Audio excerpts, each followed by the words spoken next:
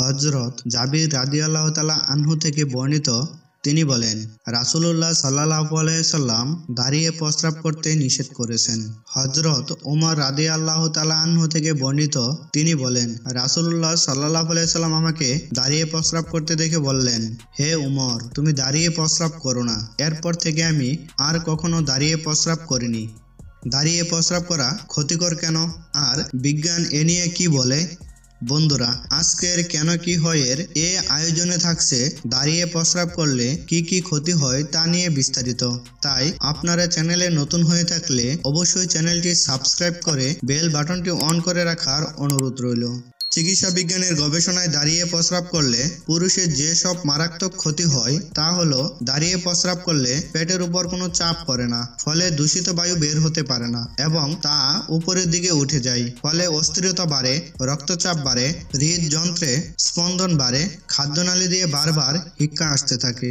দাঁড়িয়ে প্রস্রাব করলে প্রস্রাবের থলি সরু ও লম্বা হয়ে ঝুলতে থাকে, ফলে প্রস্রাবের দূষিত পদার্থগুলো থলির নিচে গিয়ে জমা হয়। অথচ বসে প্রস্রাব করলে প্রস্রাবের থলিতে চাপ লাগার ফলে সহজেই ওসব দূষিত পদার্থ বের হয়ে যায়।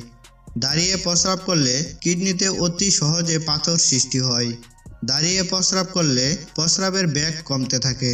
যারা নিয়মিত দাঁড়িয়ে প্রস্রাব করেন তাদের অবশ্যই শেষ জীবনে ডায়াবেটিস, জন্ডিস, কিডনি রোগ ইত্যাদি হওয়ার সম্ভাবনা 99%।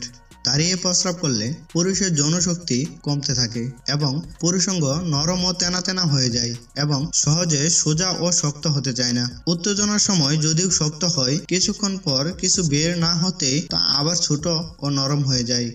দাঁড়িয়ে প্রস্রাব করলে পরিবেশ দূষিত হয়। সেই দূষিত বায়ু আমাদের দেহে প্রবেশ করে বিভিন্ন জটিল রোগের সৃষ্টি করে। দাঁড়িয়ে প্রস্রাব করলে তার সেটা দেহে ও কাপড়ে লেগে যায়, ফলে তা দুর্গন্ধের সৃষ্টি করে। স্বাস্থ্যবিজ্ঞান বলে, উপরোক্ত দৈহিক সমস্যা থেকে রক্ষা পাওয়ার জন্য অবশ্যই আমাদের বসে প্রস্রাব করা উচিত।